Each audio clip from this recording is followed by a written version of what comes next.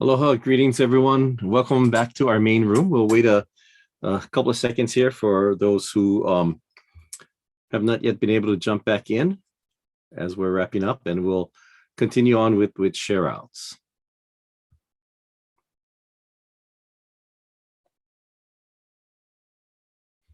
And I wanted to also acknowledge and apologize to Lisa McCure. I was really enjoying your sharing, and I got booted out of our room and I didn't get to hear the rest of it, but I will definitely go back to the recording and hear your words again. So it looks like we are all back here together in the room. I hope each of you had just as much of an engaging opportunity to learn and hear and share with each other as we did in our English room. So at this time, what we're going to do is we're going to take a few minutes to hear from each of our facilitators from the various rooms and to share out some of the highlights, some of the main themes, some of the learnings that we each had. So if we could start with our Spanish moderators and then our Russian, and then we'll finish off in English. So if we could go in that order, if you could jump on, unmute yourself, and share some of your findings. Mahalo. Hello, Sheikh Ihuanogel. My name is Aveshnim, and we were in one of the groups, the Spanish language group, and there were many members that belong to different nations of the South, from Mexico to Colombia and Guatemala as well. I would like to share first about 3 of the successes that the members contributed. The first one is that with one of the successes is this type of event with the support of technology. There is a belief that members feel accompanied.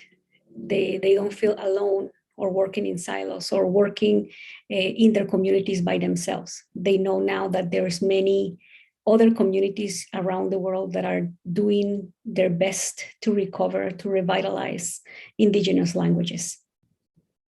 Another success is the appropriation of technology or the use of technology. We listened to an experience of one of the participants about how she's learning a new language through social media, being in a diaspora community. So it's hard to learn the language within the territory. And even if you move within the country, but it's even harder when you are abroad from your community, and the appropriation of technologies has been helpful. In the same line, the use of radio, of community radio, has been very helpful to share the language with the whole community. Originally, media has been in the colonized language, and the fact that there has been a switch for many communities, and this is part of the work of cultural survival, to strengthen community radio with indigenous languages is a success. The other success is also to learn about education initiatives within communities. We learn about the Bokomam experience, where they did not only teach the language, but also taught culture, identity, cosmovision, and even the change of how to use traditional clothing within a community. So it's the fact that education, schools or education has been also a tool to revitalize indigenous languages.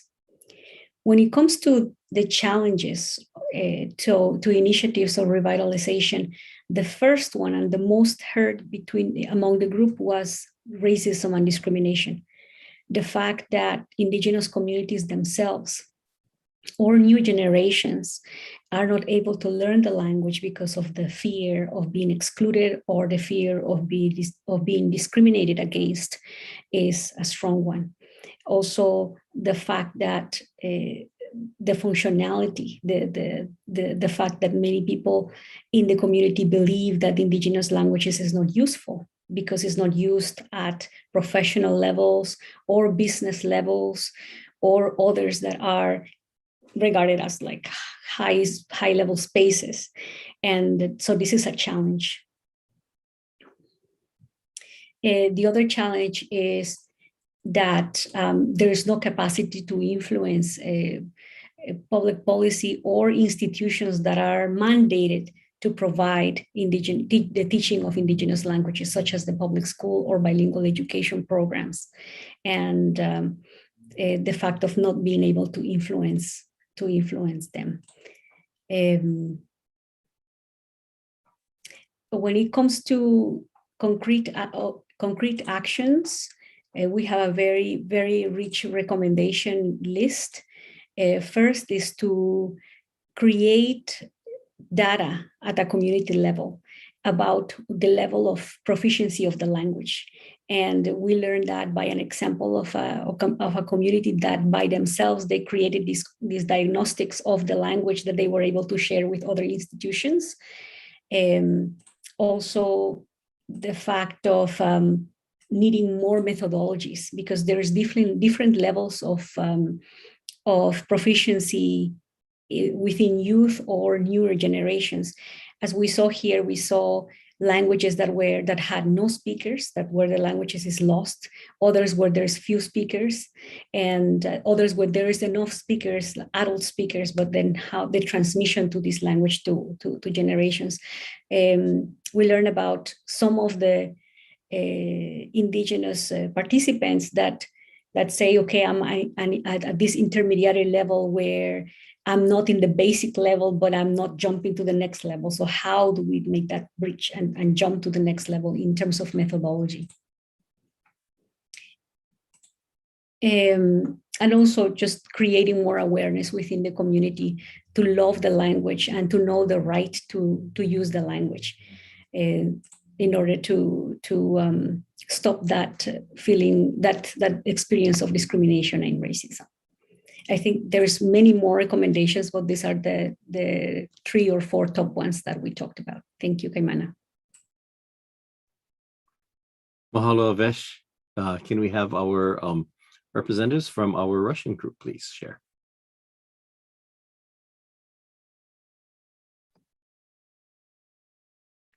Спасибо, Каймана. Выступать буду я, Полина. У нас была очень прекрасная группа. Регион русскоговорящий, он очень огромный, включает в себя многие страны и территории. И я хочу поблагодарить всех участников. У нас было 14 человек, у нас была очень активная дискуссия. И сначала мы разбили несколько таких основных шагов, и хотелось бы сначала сказать о основных проблемах, которые выделили наши участники.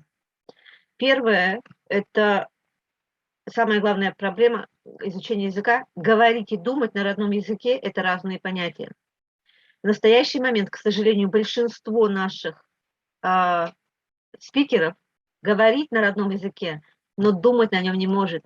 Им приходится переводить для того, чтобы вести диалог. То есть внутри себя они сначала составляют фразу на русском, а потом переводят ее на родной язык. И это не то же самое, когда ты думаешь на родном языке.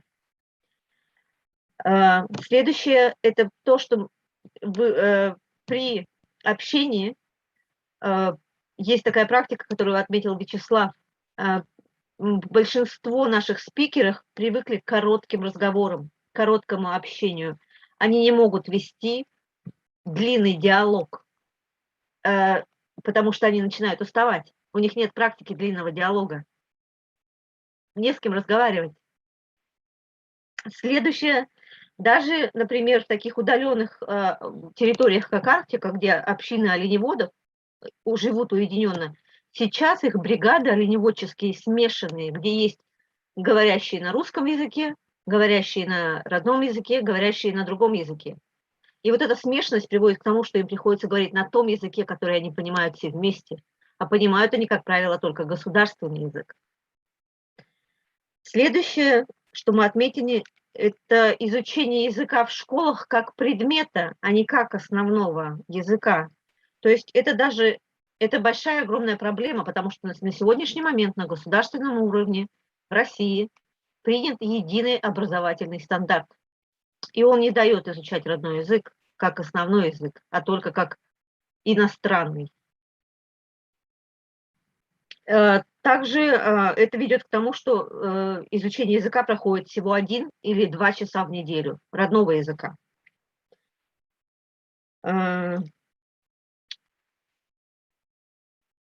Следующее, что мы отметили, это нет обучающих материалов на родном языке, нет предметов на родном языке в большинстве наших коренных народов. То есть нет такого, чтобы мы изучали математику на родном языке или чтобы мы изучали литературу на родном языке. К сожалению, такого нет.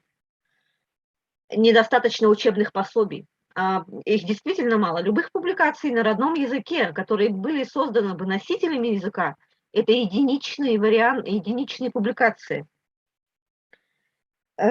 И, конечно же, что особо отметили, это низкая мотивация. К сожалению, мы встречаемся и сталкиваемся с низкой мотивацией во многих регионах, потому что многие рассуждают так, что моему ребенку нужен русский государственный или английский, или другой государственный, если это, например, территория другой страны с русскоговорящей публикой.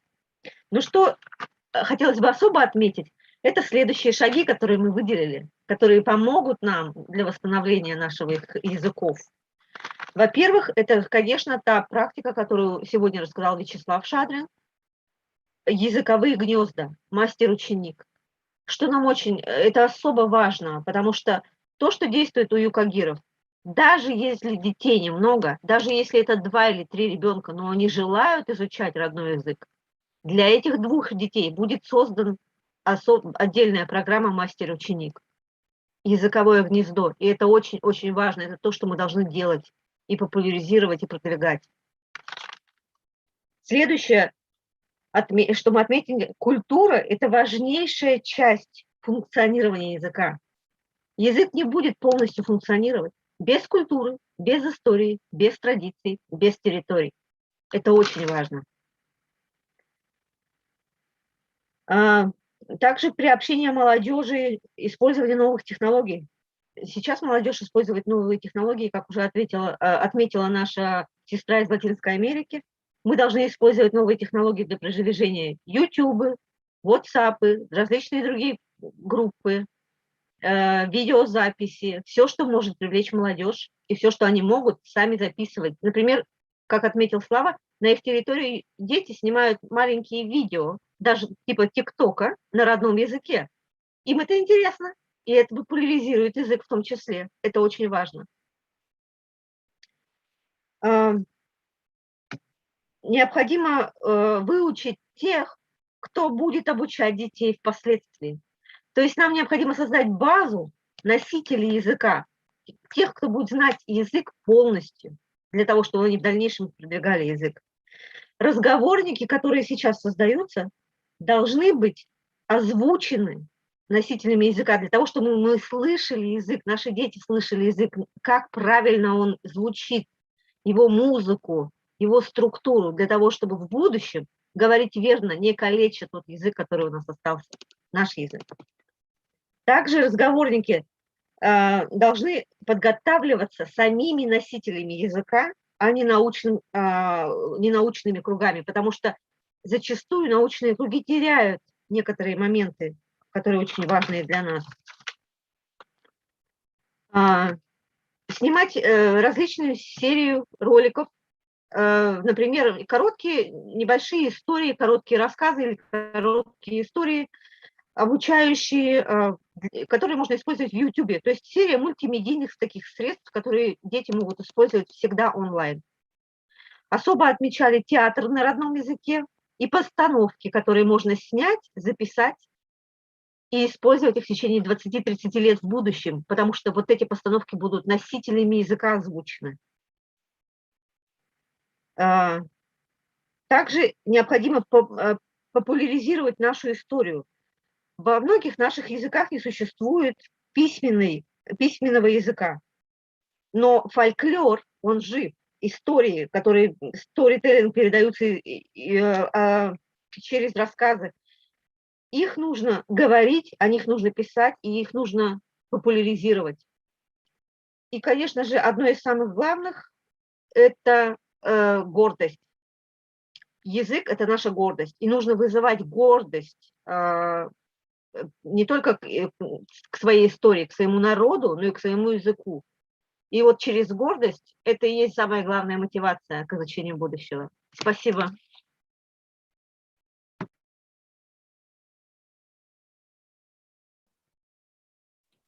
Mahalo nui. And in the English breakout session, we did have some great discussion and great talk. We didn't actually get to all of the questions, although they were all answered with everyone sharing it and much the way storytelling is done. But the successes that were highlighted that we heard were super beautiful. In one language, basically going from paper to mouth, from something that was written to now being spoken again, and hopefully spoken more fluently in the future. And having language heard in many new places, including on the news. In Aotearoa, you can turn on the news, and language is very prevalent there.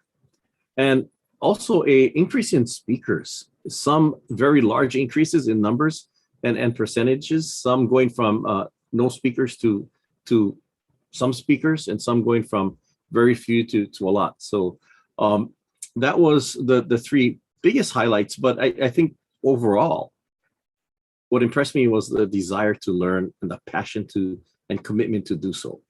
That was one of the biggest takeaways. Now, for the question of what's the important next steps to do to revitalize and normalize our languages, what one that was resonant was support. There needs support, financial support and governmental support. Governmental more so travel support, but they need that support to help languages to flourish and programs to move forward. Another area that we heard of was how do you reconcile and recognize that each generation has a different circumstance and experience around language, and not all of them were good. And that being said, there's a need for healing. There's a need for healing that will allow us to really reconcile where we all are at, acknowledge that, and move forward together as one people. And then lastly, it's important to provide opportunities to learn that are relevant to your current context, whatever that may be. Because as said before, everyone's in slightly different situations, but provide those opportunities, those relevant opportunities to learn in order to grow fluent speakers. And when we have more fluent speakers, that'll encourage community and civic engagement so that we can start to incorporate our native languages and our people's voice in decision making and policy making that will ultimately affect ourselves and our peoples. So that was some of the great learnings. And he leo mahalo ke ia o ko pakahea po e ku'uhui. Much gratitude to those that shared in our breakout session, and to those of you that shared in each of your respective breakout sessions. So at this time, we'd like to move the agenda forward and come and bring this session to an end. And to do so, I'd like to call to the forefront some of my partners. Galina, I see you there, and Galina Angrova and Dr. Richard Grounds, to kind of close out this session. And my question to you all is, we've been in this session and in many aspects of this session. What are some of the things that we've learned? And what are some next steps that we can lead by example and commit to doing in our own work? So I'll leave it up to either of you to go first. Baidla, Kaimana, thank you so much. That was such a privilege to be in this session, to listen from the practitioners and knowledge holders directly. I think that it would have been so much better if we could meet each other in person, break some bread and share some food and stories with each other. And unfortunately, we're not able to do this at this time, but at least the technology is allowing us to gather in the space virtually.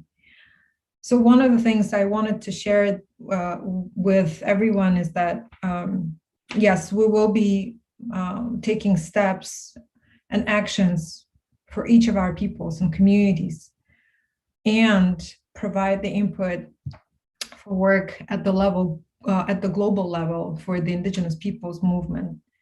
And I can speak for cultural survival as an organization, what are our next steps? We have just approved, our board has just approved the new strategic plan for cultural survival until the year of 2026. And one of the areas, thematic areas that has been identified as an area of priority is cultures and languages for cultural survival. And it speaks a lot that we're able to dedicate our time and resources to pursue this theme in a good way. So what we can suggest and what we can contribute as an organization is to support advocacy for Indigenous languages and cultures on all levels. Maybe you remember yesterday, Dr. Willie Littlechild spoke of the Global Action Plan. So we would like to support the creation and consultations regarding the Global Action Plan. And if I think that some folks from UNESCO signed up for this conference, we can definitely work in tandem with the UNESCO to propose the language and then implement, because the main issue remains to be the implementation, right? So how do we implement this global action plan? How Indigenous peoples can contribute to the language, but also to the implementation. How can they be financially resourced to implement that language, that global action plan? Our second strategy is capacity building.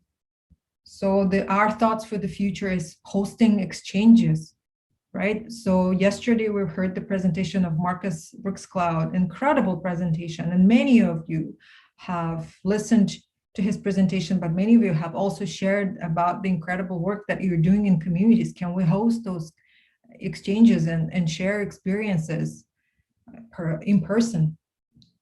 And secondly, we would like to continue these gatherings, to assess our progress and where we are. Have we been able to grow the number of speakers in each of our communities? So that would be incredible. Of course, that we would have to raise the funding for this, but that's okay. We can do that and hopefully meet each other in person next time we see each other. Then our next strategy is grant making. We would like to dedicate some funding from cultural survival to support some of these, projects of language revitalization in the communities. Grassroots initiatives need to receive more funding in order to continue this valuable work that you're all doing. And finally, our final strategy is communications. We will continue uplifting the stories, and the struggles of our communities to revitalize our language. And we're doing it through our media, social media, our Cultural Survival Quarterly magazine. We're hoping to dedicate the whole issue of cultural survival in December to this particular topic on languages revitalization. We'll invite you to participate. And we will continue creating stories through our Indigenous Rights Radio program.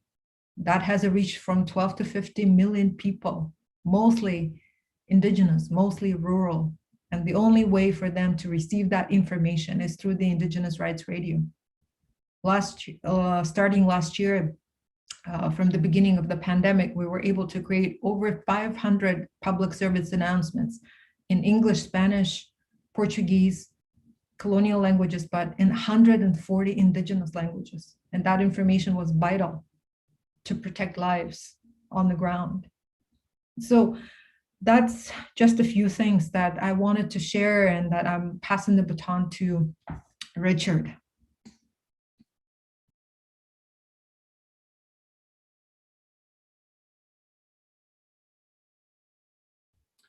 My friend, you're there you go. Ala hotoe asogoa la retiga antadik nechi sanle digati aya gala anjaha dotesh alini. I'm very appreciative for all of the input and remarks and exchange that we've been having. It's really quite moving. And in terms of the next steps, I'll give a few quick remarks. In broad brush, I think our challenge kind of in this kind of colonial framework that we find ourselves trapped in, I think one of our big pushes is to simply to elevate our indigenous side of the colonial inequation. I think it would matter to even have an indigenous co-chair for the UN International Decade of Indigenous Peoples. I do think that we need a special rapporteur, as we've said at the Global Indigenous Languages Caucus, to represent the issue of indigenous languages. So it's not just added to the tracking and challenges and work of Don Francisco, who was Kali, who was helping us as a special rapporteur on indigenous issues. The indigenous languages challenges is so immense and so critical and so varied with so many different types of issues going on. I think it's critical to have that special rapporteur to try to make sure that we're staying focused on our languages and moving them forward in effective ways. I think simply, can we not call for a new protocol so that every dollar that goes to support indigenous language research is matched by a dollar going to our indigenous grassroots communities to actually keep our languages alive in the communities where they matter the most? We've been kind of stuck in this old colonial model that is so overwhelming and ubiquitous that we hardly even recognize it. We hardly even identify it, so that the funding, we're just kind of used to all the funding flowing to the documentation and archiving of our indigenous knowledge, rather than actually having funds going directly to our communities to get the language to the next generation. I hope that really becomes the measure and the focus of the activities for this decade of indigenous languages. This could be other strategies to elevate awareness about our indigenous languages. If we had awards elevating elders who are upholding our languages, or youth who are learning our languages within at least each of the UN regions, the 7 regions, but perhaps also at a national level, or at least something for Turtle Island. The point of that is not per se to lift up an individual themselves, but to call attention to the crisis in our languages, the beauty of our languages, the need for support for our languages, by getting it in the press, by raising awareness. And these awards might be a practical, an actual realistic way to elevate our language situation, so that we can work together and generate more support. And the last comment that I'll make is just Dikyawari Okaju Peshese Tahe Okonfete. It's just so beautiful and wonderful to hear all of the language stories. It's just another amazing experience about how critical it is for us all to work together, for us all to support one another. We heard these stories, that this connection that came out even in our last session on the English side of our sharing, the linkage between the progress that the Maori were making, that then got passed over to the Hawaiʻi Islands, where they began to reinvigorate their work. And then we heard different points where people said, yes, we went over there to learn from, what they were doing. And all of this sharing and back and forth is absolutely critical. That's what it's about. The colonial grid is designed to split up our communities, our peoples, our families, to cause that divide even in our languages. And our goal is to overcome all of that and to bring healing and growth and togetherness through all of us sharing our languages. And this has just been a beautiful experience. And I was so excited. Vyacheslav was sharing his story. And I remember being in there in Yakutsk and, learning about how they are connected in that area. They are connected to the same birds that we got our ceremonial songs from. And it's absolutely incredible the ways that our indigenous peoples are connected and linked. And we have to, I think, keep building on that and strengthening one another. And if we work together, we can carry it forward. The load becomes lighter. We learn from one another. The comment from our end is at the Yuchi Language Project, we've probably made most of the mistakes that can be made. We don't want you all to fall into the same traps we've fallen into. We may not always have the answers, but we know some things that don't work very well. And we're all trying to learn from one another. And, we don't have all the answers, but we are learning as we go along, and we're learning from one another. Oh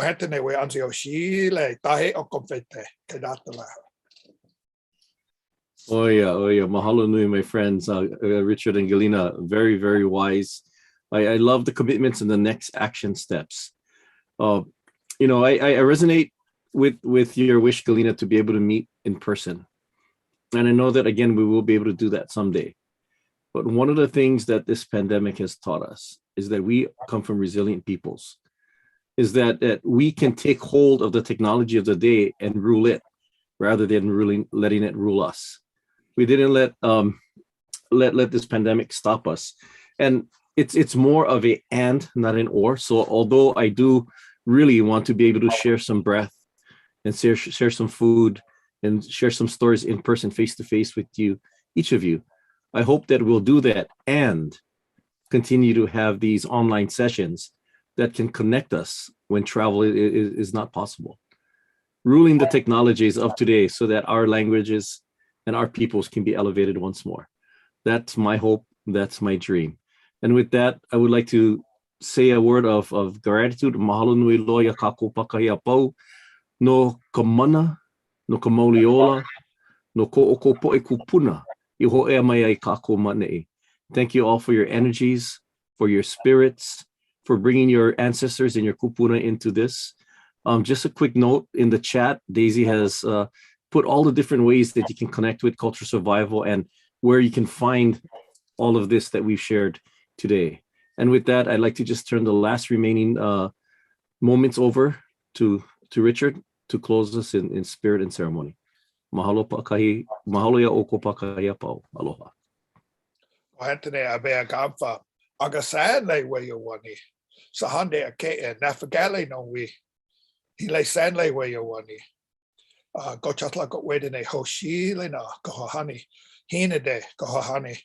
Wena de hoshi le na. Hontotohina nafagale. Nafagale on we. Netianchi abe agahe agate gile. Alikanota. Tahe o confete. Go hantene we antio shile kedatalaha. Kedate. Itohe.